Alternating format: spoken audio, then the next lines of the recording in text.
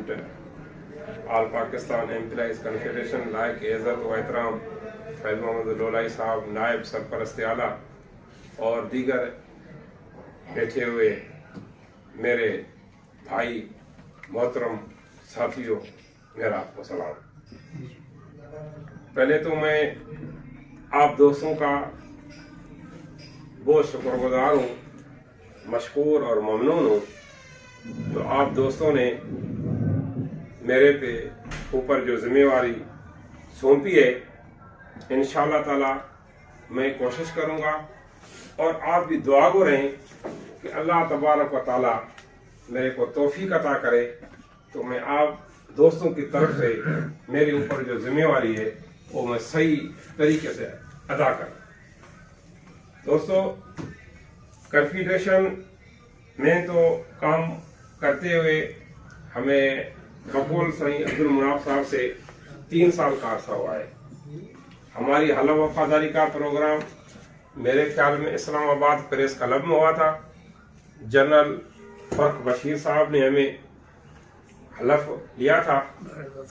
जब भी government employees alliance का इजलास हुआ है, अब्दुल मुनाफ साहब ने और दोस्तों ने हमें जब भी बताया है, इतला किया है, तो हमने कोशिश की है कि हम उस मीटिंग को अटेंड करें और हम आते रहे हैं।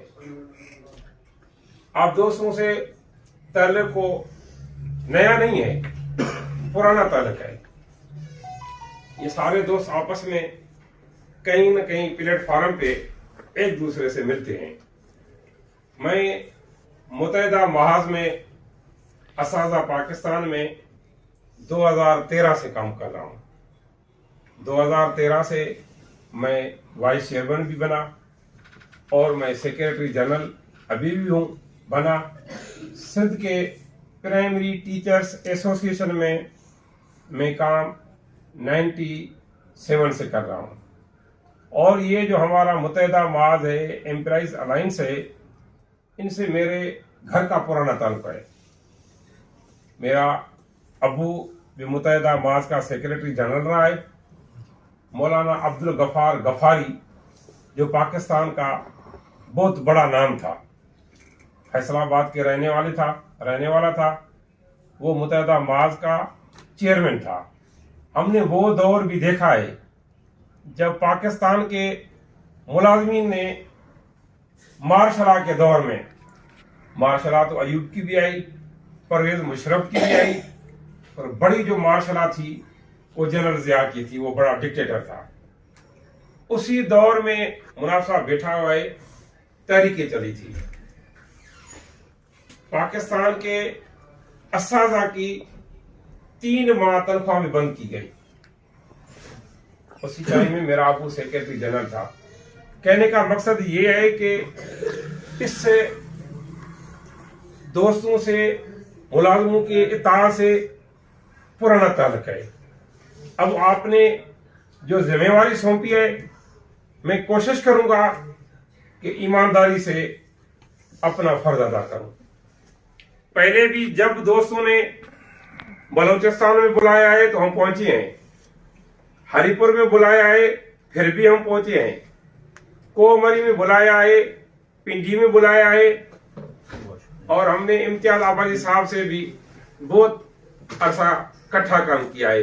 जरिए फार्म बुलाया है, हम पहुंचे हैं। हम तंजीमी लोग हैं, जो जिम्मेदारी सौंपी गई है, जहां भी आप दोस्त बुलाएंगे इंशाअल्लाह ताला मोबाइल बनकर पहुंचेंगे और मुलाजमी के मसाइल के हल करने के लिए अपनी हैसियत से बढ़कर कोशिश करेंगे।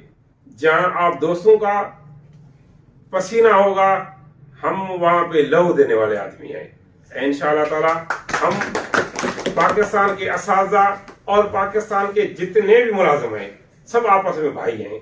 जितने भी मुलाजिम हैं, वो PTCL के हो, OGTCL के हो, नात्रा के हो, और टीचर हैं, प्रोफेसर हैं, सब आपस में भाई हैं।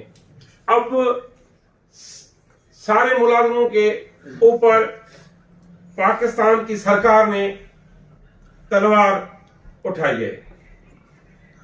IMF का बहाना बनाकर उनको फारग करने की कोशिश कर रहे हैं। ये हमारे जो रिटायर मुलाजिम हैं, पेंशन रिटायर मुलाजिम की चादर होती है, अब वो पेंशन खत्म करने जा रहे हैं। हमारे सिंध में रिसेंटली 9,000 पेंशनर की पेंशन बंद की गई है।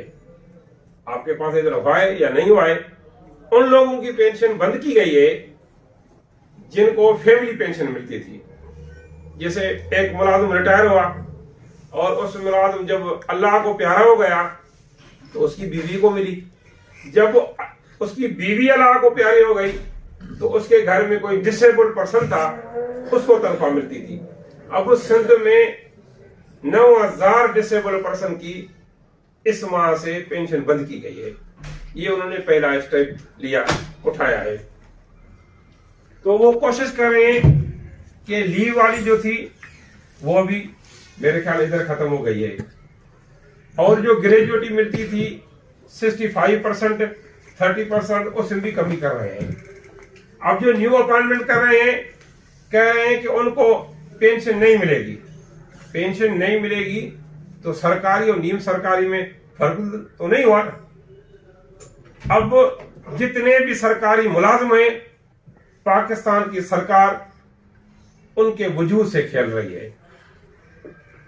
अब सब दोस्तों को इख्तिलाफात इदारों में, तंजीमों में, इत्तेहादों में, सियासत में